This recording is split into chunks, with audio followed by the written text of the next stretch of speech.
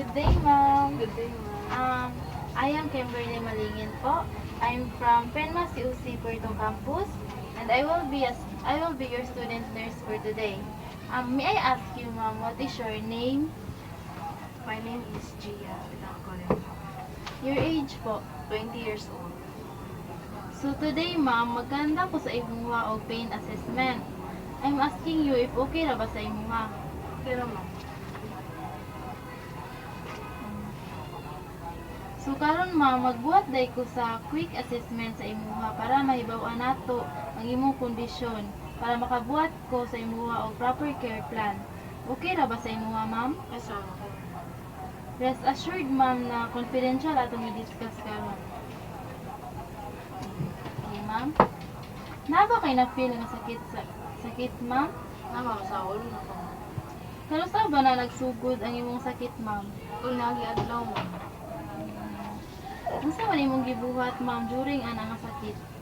ay wala ma'am, natulog lang. Naabot ba ang sakit sa other parts sa imong body, ma'am? Ay wala man naman ma'am. Pila man sad ka oras galas ang kasakit sa imong ma'am? Mga 3 to 5 hours ma'am. Kung i-rate nimo, ma'am, from 0 to 10, unsa siya kasakit? Kuan ma'am, 6. Pero kung sakit na kayo ma'am, direct lang ko siya og 9. Unsa man ang gagrabe sa imong nga sakit, ma'am? Unsa ang nagpagrabe sa imong nga sakit? Kanang ma-stress ko or kanang saba kayo. So nakapastress sa imo ang noise o pag-ayo sa imo ha? Yes ma'am. So unsa ang nakapawala sa imong pain, ma'am? Kuan naman ma'am, natulog lamang ko din, ilang tubig, ano wala. Okay. So, unsa natambal imuhang na-try para mawala ang kasakit? Ay wala ko yung tinatik na tambal ma'am. Wala pud ka nag-try og home remedies? Ay wala ma'am. Okay, ma'am. So, let's proceed sa past health history. Na kay mga previous experience ani, ma'am? Ay wala ma'am. So, imong family, ma'am, nabay nag-experience sila inani nga pain? Naa ma'am. Dobi, ma'am, unsa man ang mga effects sa inyong pamilya na nga pain? Karang realistic sila lang din sakit. Unsa man imong gikabalakan ani nga pain, ma'am? Kanang worry ko man kay basic mag-worse siya ba? Maginan mo. Okay, address nato na concern, ma'am, ha? Pero na lang ko another question, ma'am. Unsa may naka-affect sa imong pain sa adlaw-adlaw nimong activities, ma'am? Nakapip sa ako nung kanang bigyan na ako magbuhat ang mga aming buhaton na gamit ang sa kasakit, sa mag-isip. Ang sagmon mo. Nabay mga dili nimo mabuhat tungod ani nga pain, ma'am? Ma'am, like ka ng mga maraton sa balay, like nga, natin na sa mga eskwelahan. So napiktuan yung pag-skula ni ma'am. Yes ma'am. Nabay apik sa mood nimo, ma'am, ang kanina sakit? Ma'am. Like what? Eh, Galisod ba ka sa focus tungod ani sa imong pain, ma'am? Yes ma'am. Okay. So next ma'am. Unsa nga butang ang dili nimo mabuhat, ma'am? Pas anong kuan ma'am, kanang maraton sa balay. Maapektuhan ba nimo mga trabaho ani, ma'am? Nakapagtahan yun ma'am. Kaya malisod naman yun ko ma'am, kaya hindi na ako focus tungkol sa kasakit mo. Naapektuhan ba ang relasyon sa ubang tao tungod ani mo ginabati nga sakit? Yes ma'am, hindi na kayo interact sa ilahan tungkol sa sakit na kaya gusto ko po matulog lang, By the way, ma'am, ayaw ba ang imong pagtulog? Dili yun ma'am kay kanang kuan, gabi na kayo makamagtag yun po kayo tungkol sa sakit pa niya, hindi ko katintog kay sakit rin kayo mag-isip. Unsa man imong kanang Ano sa man imong gana sa pagkaon ma'am?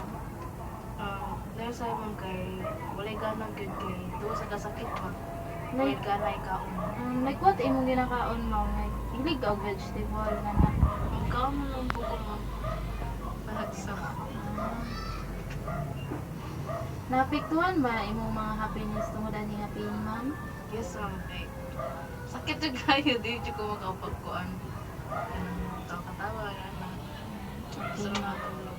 Okay ma'am, that's all ma'am. Thank you kayo sa cooperation ma'am ha. So we can give a proper treatment. Thank you sa ma'am. Thank you ma'am. And for the next, I will be assisting the skin. So I prepared all the supplies and ensure an adequate lighting.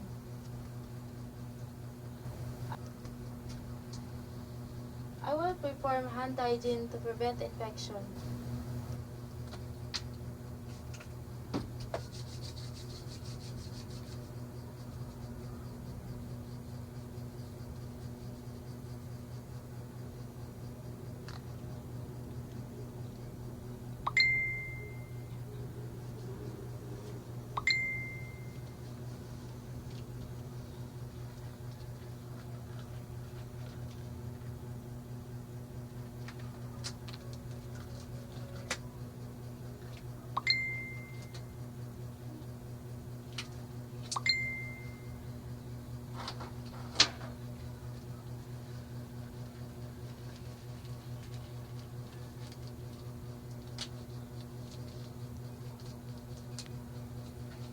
So for the next ma'am, I will be assessing your skin and for be able to assist all those parts ma'am. Can I ask your consent po if okay lang may kapana po ang mga certain parts sa imong body? Yes ma'am, okay lang ma'am. But before that, I will be explaining to you about the purpose of assessing the skin. So, the purpose of assessing the skin is to detect problem early and maintain the healthy skin. So, may I proceed po?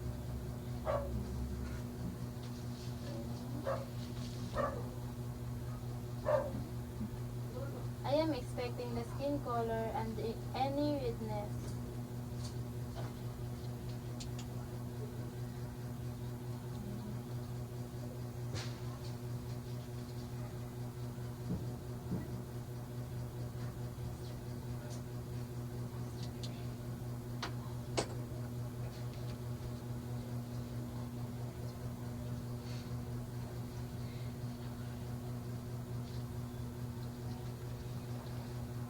And I am assessing the skin texture.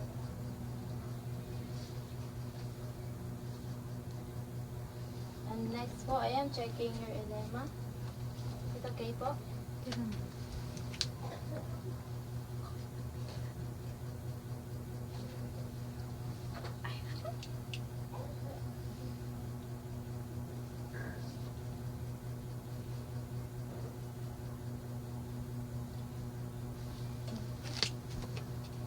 And next, is it okay for you ma'am if I will check your temperature?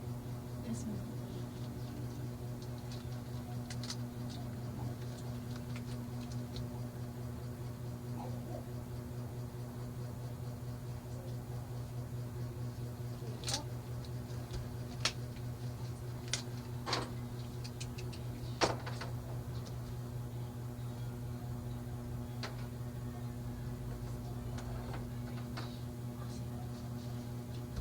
So next, your skin color.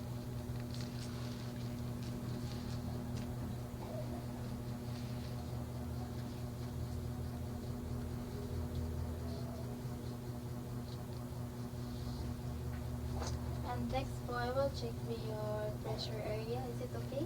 Yeah.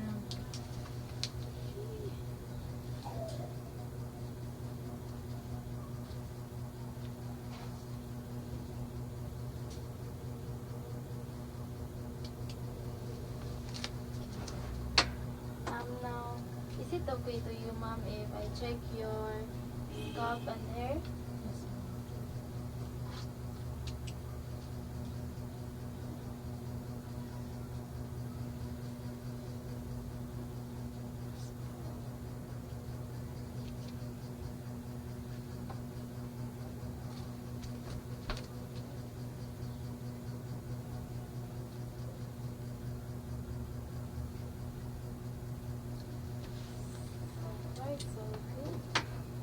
Next one, I am inspecting your face. Is it okay?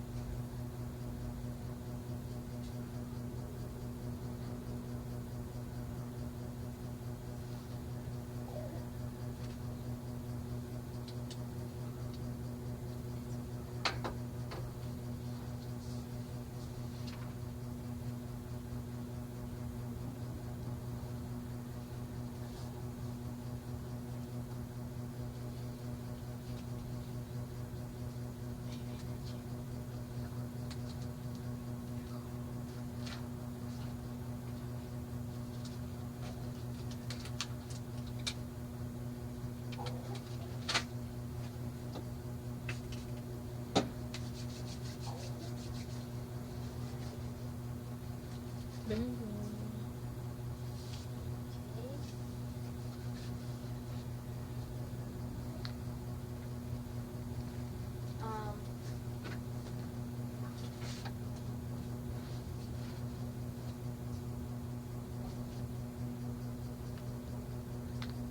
okay, ma'am. So, your skin color is normal po. Dili siya pale. Like normal lang yun siya. And the texture kay smooth ra siya ug walay mga lumps. And also the temperature kay normal ra jud siya. And all and normal ra siya tanan, ma'am. And also your face, is it normal? And your scalp and hair is normal. And thank you for your cooperation, ma'am. Your skin looks healthy, and I will inform the doctor if we need further check. Thank you.